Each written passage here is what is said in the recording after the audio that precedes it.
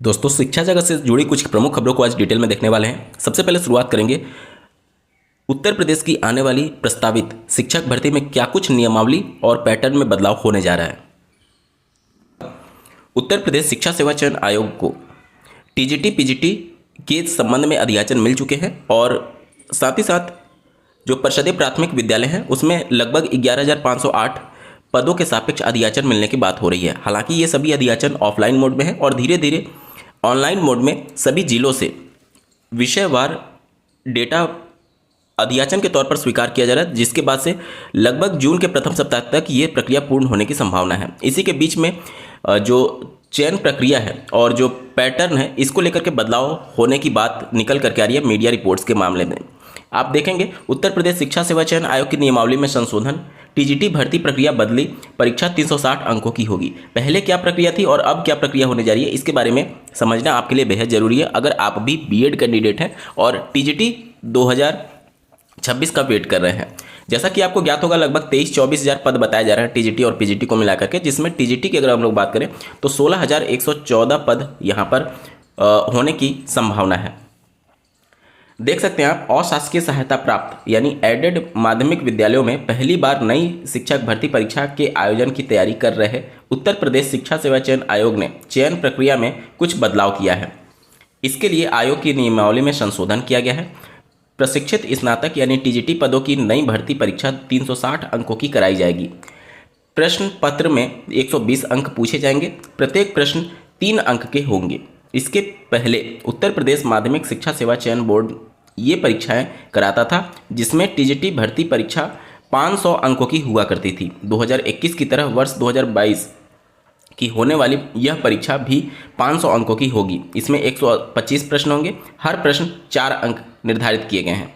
नई व्यवस्था में शिक्षा सेवा चयन आयोग टीजीटी परीक्षा में वर्ष 2021 की तरह साक्षात्कार नहीं कराएगा, यानी कि जो इस बार वैकेंसी आएगी उसमें भी किसी भी प्रकार का कोई भी इंटरव्यू नहीं होगा। ठीक है, केवल लिखित परीक्षा के आधार पर चयन प्रक्रिया पूरी की जाएगी। शिक्षा निदेशालय ने नई भर्ती के लिए शिक्षा सेवा चयन आयोग को विभिन्न श्रेणी के 23,213 पदों के रिक्त होने की सूचना ऑफलाइन मोड में दी है।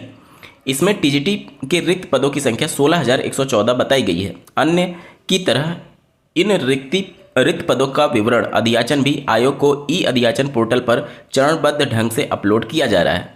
इस तरह ऑनलाइन अधियाचन मिलने के बाद आयोग विज्ञापन जारी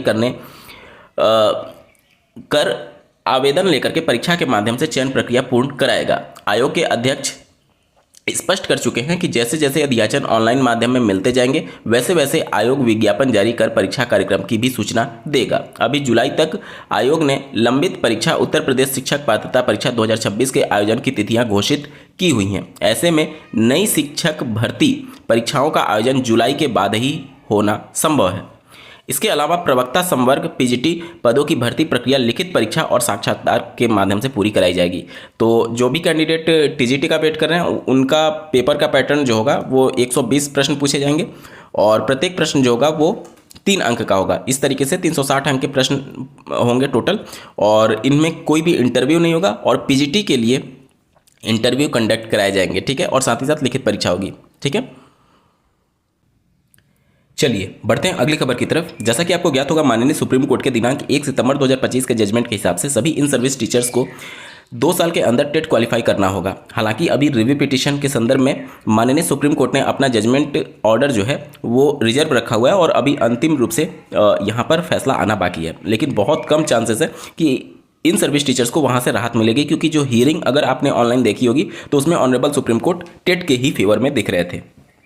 इसी के बीच में पहली बार उत्तर प्रदेश में जो माननीय इलाहाबाद हाई कोर्ट है उसमें टेट से संबंधित मामले में छूट के लिए जो आरटी एक्ट है उसके धारा 23 की उपधारा 2 को चैलेंज किया गया है। आप इसके संबंध में दिनांक 21 मई 2026 का ऑनरेबल इलाहाबाद हाई कोर्ट का कोर्ट ऑर्डर कॉपी देख पा रहे होंगे। इसमें क्या है पूरा मामला, एक बार जल्दी से समझते हैं। जैसा कि आपको ज्ञात होगा, आरटी एक्ट के धारा 23 की उपधारा 1 और उपधारा 2 में अलग अलग इंस्टीट्यूशंस को इंपावर किया गया है कि न्यूनतम शैक्षणिक अर्हता तय करने के संदर्भ में। आरटी एक्ट का धारा 23 का उपधारा 1 ये कहता है कि कोई भी ऐसी संस्था जिसे केंद्र सरकार ने इंपावर की हुई है वो न्यूनतम शैक्षणिक जो अर्हता तय करेगा वह अर्हता होगी शिक्षक बनने के लिए। अब केंद्र सरकार ने आरटी एक्ट के अंतर्गत और एनसीटी एक्ट के अंतर्गत एनसीटी संस्था को एम्पावर किया हुआ है कि वह न्यूनतम शैक्षिक अर्हता तय कर सकता है। आरटी एक्ट जब 2009 में लागू हुआ, उसके बाद से 1 अप्रैल 2010 से इसको प्रभावी किया गया और एनसीटी को डायरेक्शन दिया गया कि आप इसके संबंध में न्यूनतम अर्हता तय करिए। उसके क्रम में पहली बार 23 अगस्त 2010 को एनसीटी ने न्यूनतम शैक्षिक अर्हता तय करते हुए प्राथमिक और उच्च प्राथमिक के शिक्षकों की एक तरीके से न्यूनतम योग्यता मिनिमम एजुकेशनल क्वालिफिकेशन तय करता है, ठीक है। और धारा 23 की उपधारा 2 आरटी एक्ट का ये कहता है कि अगर किसी राज्य में न्यूनतम शैक्षणिक अर्हता से संबंधित संस्थाएं या फिर अभ्यर्थियों की संख्या कम है तो उस कंडीशन में केंद्र सरकार अधिकतम 5 वर्षों के लिए उस राज्य में एनसीटी के परमिशन से न्यूनतम शैक्षणिक अर्हता में ढिलाई कर सकता है। लेकिन जो भी इस नई योग्यता के आधार पर चयनित होंगे उनको 5 साल के अंदर ही वो न्यूनतम योग्यता जो कि 23(1) में निहित है उसको हासिल करना अनिवार्य है। अब माननीय हाईकोर्ट में यही 23(2) को चैलेंज किया गया है, यानी कि केंद्र सरकार को जो एम्पावर किया गया है न्यूनतम योग्यता में ढिलाई देने के लिए उसको यहाँ पर चैलेंज किया गया है। साथ ही साथ ये भी कहा गया है कि आर्टिकल 14 और आर्टिकल 16 का ये सीधे तौर पर वायलेशन है 23(2)। आर्टिकल 14 ये कहता है कि कानून के समक्ष सभी अभ्यर्थी समान रूप से कंसिडर किए जाएंगे और आर्टिकल 16 ये कहता है कि किसी भी सार्वजनिक रिक्तियों में किसी भी प्रकार का भेदभाव किसी भी तरीके से नहीं किया जाएगा, मतलब कि रिक्तियों में सभी एक दूसरे के समान माने जाएंगे। इस तरीके से ये मोटा मोटी बातें निकल करके आ रही है, ठीक है। तो कुल मिलाकर के अगर हम लोग देखें तो पहली बार 23(2) को यहाँ पर चैलेंज किया गया है। इससे पहले 23(1) को चैलेंज किया गया था बीएड वाले मामले में, जहाँ पर एनसीटी एक्ट के अंतर्गत जिस तरीके से उन्होंने एक्सरसाइज किया बीएड को प्राथमिक में शामिल करने के लिए वो पूरी तरीके से असंवैधानिक था। माननीय सुप्रीम कोर्ट ने अपने कोर्ट ऑर्डर में ये मेंशन किया हुआ है। तो पहली बार 23(2) को चैलेंज किया गया, यानी कि केंद्र को जो एम्पावर किया गया है आरटी एक्ट के अंतर्गत कि वो 5 साल तक ढिलाई कर सकते हैं अधिकतम पर्टिकुलर किसी एक राज्य में अगर न्यूनतम शैक्षिक अर्हता से संबंधित अभ्यर्थियों की संख्या कम है तो इसके संबंध में क्या कुछ कहा है माननीय कोर्ट ने, आप देख सकते हैं। By means of present writ petition the petitioners has assailed the validity of section 23(2) of RT act 2009 being ultra vires to section 23(1) of act 2009 and also article 14 and 16 of constitution of India. यानी कि 23(2) जो है वो 23(1) और article 14 और 16 तीनों का यहाँ पर उल्लंघन कर रहा है।